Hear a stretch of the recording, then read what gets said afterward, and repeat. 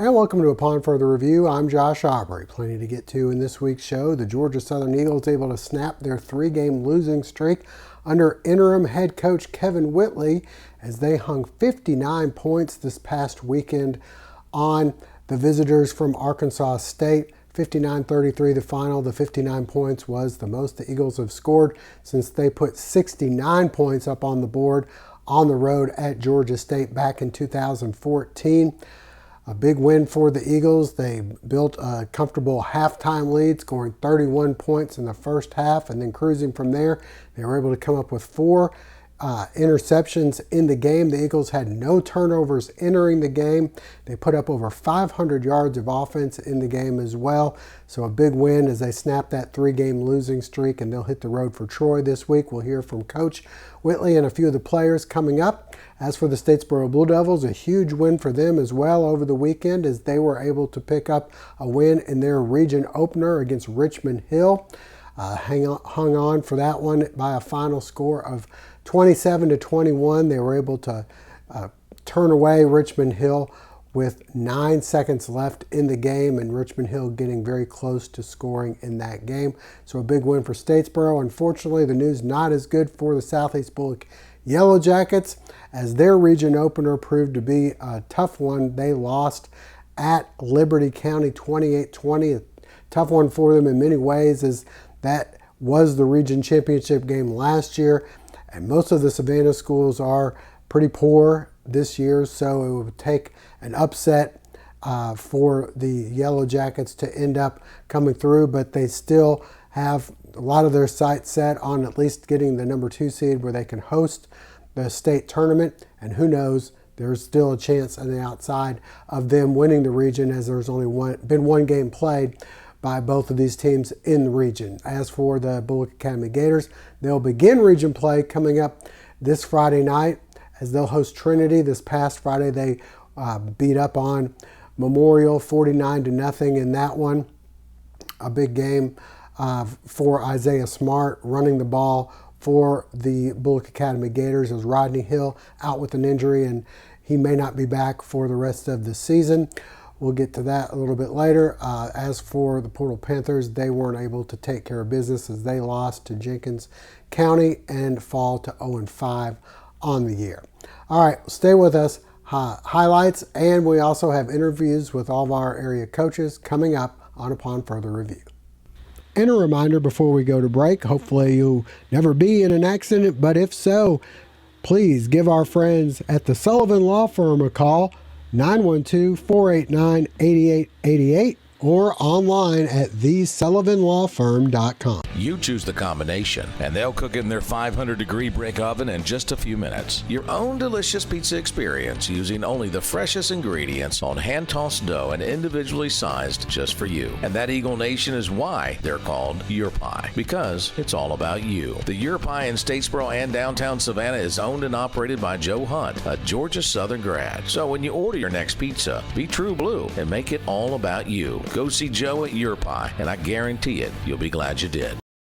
Well, the Georgia Southern Eagles with a huge win this past Saturday. The offense looked a lot more like a lot of people have been accustomed to as they rolled up over 500 yards of total offense with two players helping to lead the way, with Logan Wright having 214 yards and 2 touchdowns, and Jalen White with 180 yards and 2 touchdowns as well. The Eagles had 4 turnovers in the game. On defense, the defense had a couple of moments in the fourth quarter where they let their guard down, and Arkansas State scored a couple of touchdowns, and Kevin Whitley expressed his concern for that at the press conference after the game. We had a chance to talk with Coach and a couple of the players about how they feel that momentum from that win will carry into a big game on the road at Troy coming up on Saturday.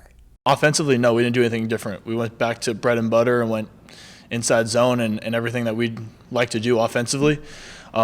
We felt as an offense, and I know up front I felt we've been one block or one finish away from really clicking like we did this past Saturday. And so for us to have that finally click was amazing. And obviously scoring 59 points and rushing for 503 yards is something special. And we'd love to do up front. I know as a center, I love seeing those numbers pop out. So we just went back to the basics, and that was really what happens when you go to the basics. We knew what we could be, and I think Saturday was a show of what we can really do offensively and what we can do defensively, and be the team we want to be. So for us, just knowing that we can actually see that now, because we saw clicks of it through all 4 of the first games, but that was really the first game where it really clicked through the whole game.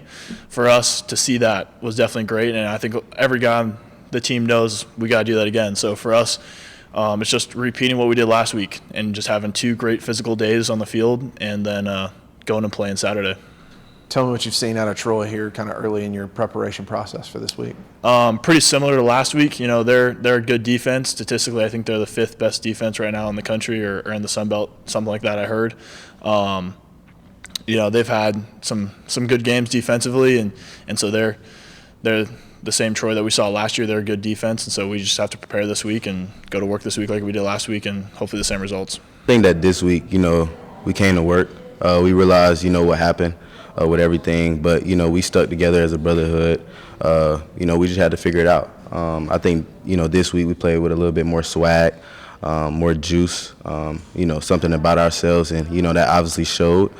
And we just have to continue to do that each and every week from here on out. We got better, communicating more. I feel like we played, with a lot more swag. We had a lot more fun. We got off the field on 3rd downs a lot.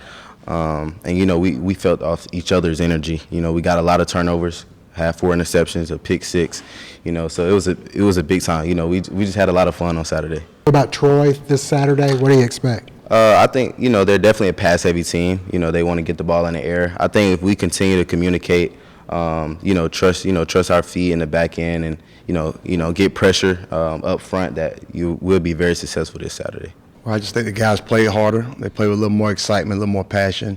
So I think the guys, the incident they went through made them pull closer together. So they got closer together and, had a great performance. It's easy to go from the penthouse to our house. This 1 week takes care of that. So just getting them guys to understand that they needed to enjoy the victory, but get to the next one. So that's what we tried to do. Had a good practice yesterday. They off today for academics, and we'll get back to work tomorrow. We did some really good things in the game, but we made a lot of mistakes. So one of the things I asked them after the game, was there anybody who didn't think we could play better? And everybody agreed that we could play better. We gave up points we shouldn't have given up.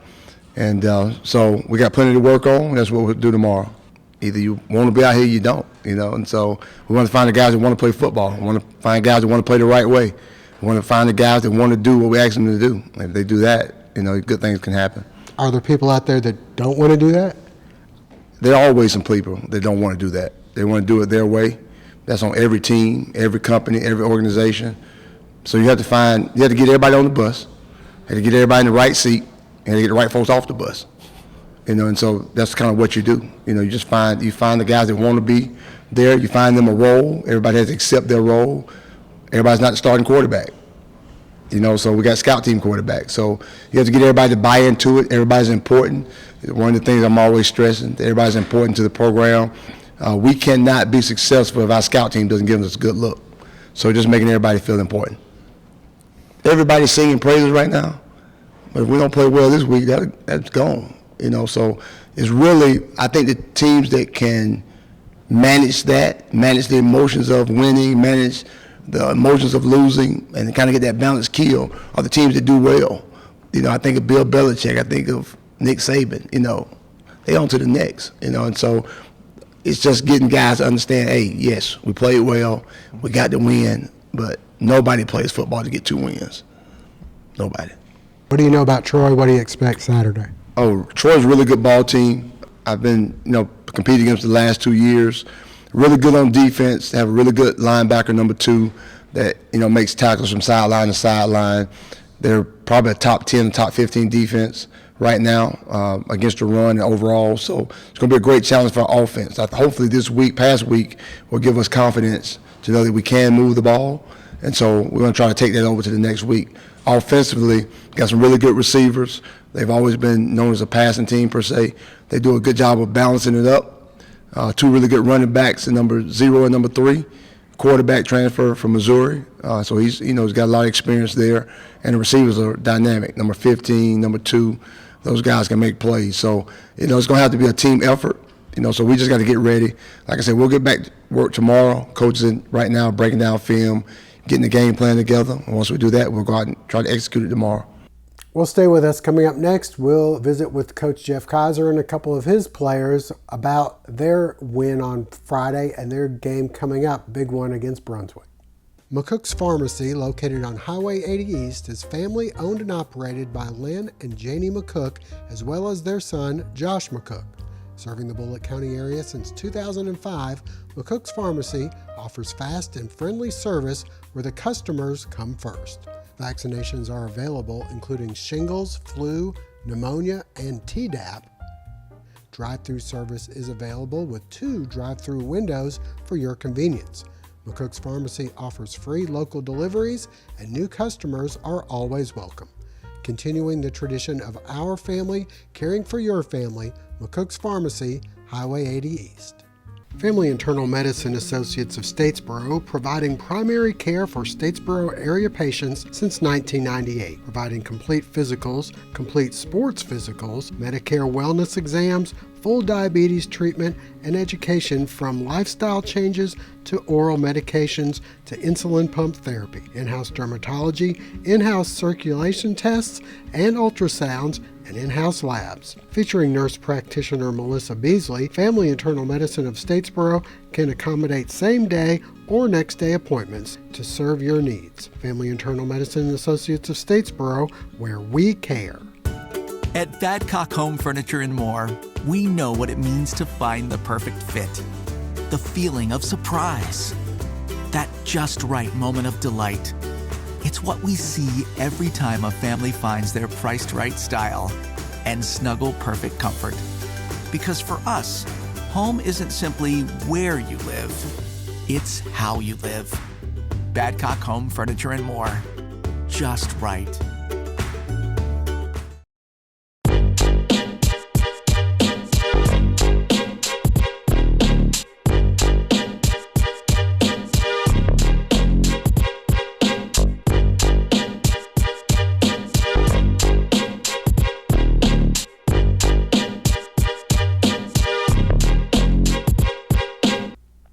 Well, the Statesboro Blue Devils with a huge win this past Friday night at home against Richmond Hill. Not much time to celebrate that one, though, as they'll be welcoming in a top 5 team in all of 6A. It's Brunswick Pirates come to call. They're on top right now in the region standings. Of course, Statesboro 1-0 in the region as well. We had a chance to talk with Coach Kaiser and a couple of the players about how they feel about how they did this past Friday and about the Brunswick game this week.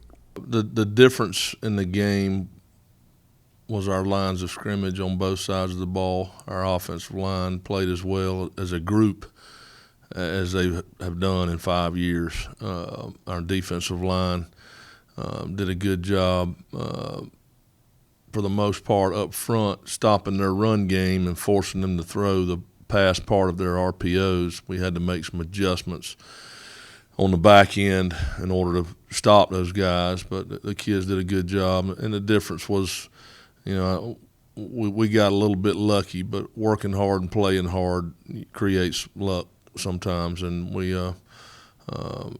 just in the fourth quarter, our kids just turned it up another notch and really, really played hard, and which led to a good outcome. Everybody's blocking better offensively, defensively. We're getting a little more confidence in our fits and our assignments, and it's allowing us to play a little more physical, especially on the perimeter. So we continue to get better. Our biggest question mark offensively is our guys have got to understand the backfield. Is just important what we do without the ball and what we do with it. Our biggest weakness right now on offense is our backfield blocking. So we got to improve on that.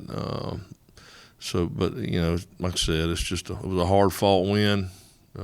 Came down to the lines of scrimmage and the turnover battle, and we were able to hold on at the end to pull it out. Brunswick 6-0. They're a top 5 team. They got college recruits all over the field. I think our kids are starting to believe now that anybody and everybody is beatable.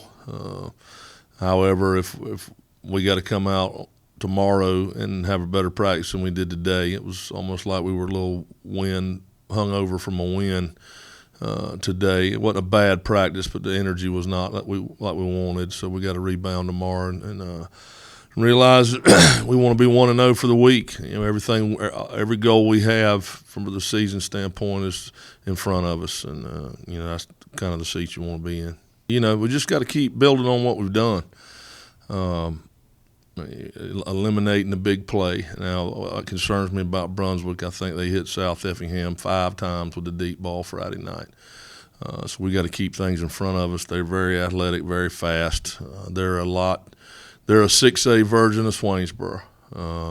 Very athletic. Their offensive line is mammoth, and they're just solid all over the field. So, but I think our kids look forward to challenges like this and playing the next one. They're 1-0 in the region just like we are. So our kids have got to build on the confidence they got from Friday and continue to push forward. It was a great win. I mean, the offensive line, the running backs, the whole offense just had everything perfect. I mean, the offense blocked good, the running backs ran great, the quarterback did great, receivers, everything. It was great. We're getting better every day, every single day, 1% better every day. And last week we got better. We practiced like we played, and we won. It's tough. They're 5-0 coming in here. Their defensive line is big and fast. Linebackers are fast, and they're pretty good. We're gonna have to block good. The offensive line is gonna have to stay low and match their speed, and the running back's gonna have to block great and run great, and the wide receivers, they're gonna have to block. I think we did good as a team. We came out, compete, and like Matthew said, we did good at practice. We practiced how we played, got out there, just dominated. I feel like if we can practice, like I said, if we can practice how we play, we can do everything right in the game. As long as we coachable at practice and everything, we can just come together as a team and win. To me, 1 win is nothing. We haven't won everything yet, so to me, 1 win is nothing. We still got people way ahead of us. Brunswick is a good team, so we're going to come out and compete like we did with Richmond Hill. And stay with us. We'll visit with the Southeast Bulloch Yellow Jackets coming up next. The Southeast Bulloch Coaches Show segment is brought to you in part thanks to Southeast Tire and Service. Southeast Tire and Service has been in business for 13 years, offering extensive vehicle repair and service from bumper to bumper. Come have a cup of coffee with us and let us help you with your car needs. Located at 400 Parker Avenue in Brooklyn. With operations across North America and customers all around the globe, Interfor is one of the world's largest lumber providers. Interfor serves the needs of customers, strengthens local economies, and builds value for its employees and shareholders. Interfor is where excellence meets opportunity. In the past decade, Interfor has invested $1.3 billion into modern facilities and systems that employ the latest technologies. Interfor, excellence grows here. Well, the Southeast Bulloch Yellow Jackets rolled into their region opener with a 4-0 record and hadn't really been tested this year. They had a lead late in that game this past Friday against Liberty in their region opener, but were unable to hang on. Liberty scores 2 unanswered touchdowns and wins that one 28-20, handing the Jackets their first loss of the season. We had a chance to talk with head coach Jared Zito and a couple of his players about how they feel about that game and bouncing back this week as they travel to Savannah High. Well, combination of things. I thought I don't think we were ready to play on Friday, focused on Friday. I thought we had a good week of practice, so I wasn't concerned going into the game. I really thought things were going fairly well. I don't think we were game ready from a focus standpoint. Some of that may have been, sometimes you listen to too many people tell you how good you are. Sometimes it's underestimating your opponent. Sometimes it's looking back. Well, we played Liberty last year and we beat them, and some of those things come into play into a teenage boy's mind. You don't really know. In terms of our team, I thought there were times we did some really good stuff. We obviously made way too many execution errors to play region football and to win a region football game. So our job now is to reel them back in, coach them back up, fix the mistakes, and move forward. What's done is done. I think that general consensus there of being maybe a little a little sloppier than I would like, and you go through a game and go, all right, am I being too critical just because I'm the head coach and I want everything to be perfect and my OCD kicks in and I want everything a certain way? Or do I know that after doing this 23 years that you can only make a certain level of mistakes and beat a really good football team? And I think that's where I kind of was. I was hoping I was wrong, but they say that you only learn your most valuable lessons in this game off a loss. It's really hard. You can show the film and coach all you want on Monday, and kids in their mind go, Coach, we won, so it's all good. They don't really take it to heart. I kind of kick it back to the Swainsboro scrimmage. You know, Swainsboro dismantled us, both sides of the ball, and I think we kind of thought we were ready and we weren't. And it was a great eye-opener, and we played our best football after that. My hope is that the same thing happens now. We learn these lessons and we move forward. Again, 4 weeks on the road, 5 weeks since we played at home, that's tough. But it's region football, and I look at this Friday as an opportunity for us to kind of erase our mistakes, so really kind of redeem ourselves, both as a team and to each other, but also in our region. Savannah's going to they've got some guys on film that are athletic. If we don't wrap up, if we don't play assignment defense, if we don't do what we're supposed to do on offense, we could be in the same predicament come Friday night. Or we can learn our lessons and put together a complete game and see where that takes us. I feel like we didn't prepare as well in terms like actually in gameplay. We practiced well all week. I don't know what happened Friday night, but we got back right now. We most definitely could turn it around. We watch film. We know our mistakes. So now we just need to go play ball. We learned not to overlook anybody anymore. We overlooked Liberty. Thought we was going to come in, put 50-0 of them. But they played hard, and we didn't play to our potential, so now we can't overlook nobody. I feel like we learned how to execute better as a team. We made plenty of mistakes on offense and defense, and we just fixing the little mistakes up. Yes, we did overlook Liberty. We thinking we just come in and get an easy win because we beat them last year, but it really didn't turn out like that. So, no, sir, we won't overlook another team or whatever. I feel good. We should come out and practice hard, and we'll be able to win. And stay with us. Up next, we'll visit with Bulloch Academy head coach Steve Pennington and a couple of his players. Ready for fall? Us too at RJ Pope. Get ready to cheer on your favorite team in a new performance polo from Peter Millar, Southern Tide and AFCO. Ladies, we have the best brands and trending fashions. Complete your look with one of our best-selling shoe brands, Soft, On Cloud, and Free People. Shop these brands and so much more at one of our 3 locations, RJ Pope Buckhead, Downtown, and Vidalia. Well, the Bulloch Academy Gators rebounded nicely from an 0-4 start as they knocked off Memorial at home this past Friday, 49-0. Everything going well for the Gators in that game. This week they open up region play as they'll be hosting Trinity. We had a chance to talk with Steve Pennington and a couple of his players about the win this past Friday and how that affects going into the big region opener with Trinity. Victory is always sweet, but based on the way our season has gone, this made it even sweeter, and it certainly, as far as everybody who's associated with the program, it certainly does make Saturday morning a lot more pleasant, and it really does elevate the spirits of everyone, and as you alluded to, gives an opportunity to develop some confidence and get some momentum as we go through this stretch run for the second half of the season. It's also a win-win situation, as you pointed out. Basically, everybody played in the game. Our JV played the entire second half, which really they deserve the opportunity to get to be on the field. They work hard every day in preparing our older guys for the opponents that we play each Friday night, and so it's a good. It was good to see them to venture out on Friday nights and enjoy the same thing that our older players get to enjoy. We had a lot of players who had to step up. We still have some injuries, and some did not get to play. But you mentioned those two, Ben and Isaiah, but I'll throw another one in there, Reed Clifton. That's 3 sophomores that were major contributors the other night. Reed, I think, on just special teams alone, had 5 or 6 or 7 returns for over 150 yards.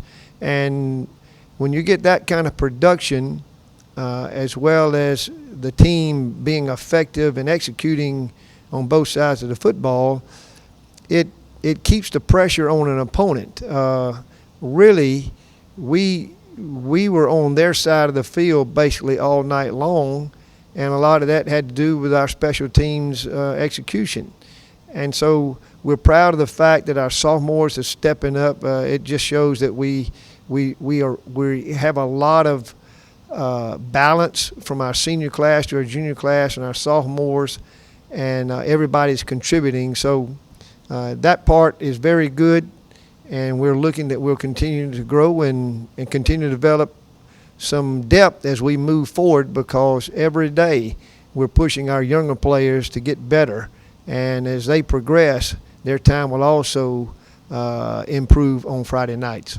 Trinity, they have a brand new coach. He came in very late, so we don't know a lot about them other than what they have played thus far.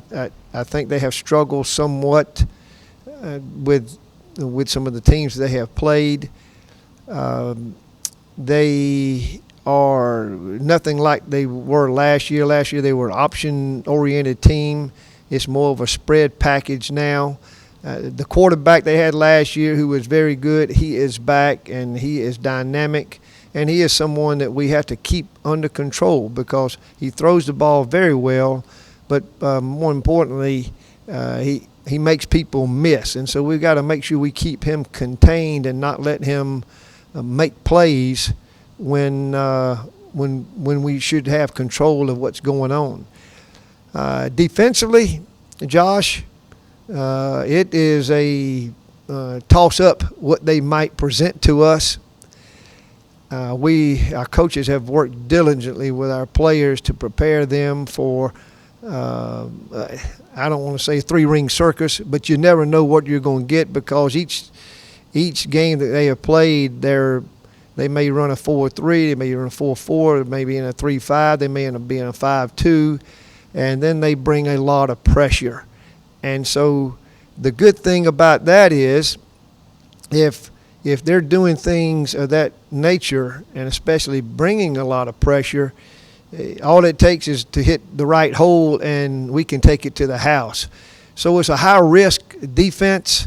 Our players are working hard to make sure our assignments are going to be correct regardless of what they put in front of us.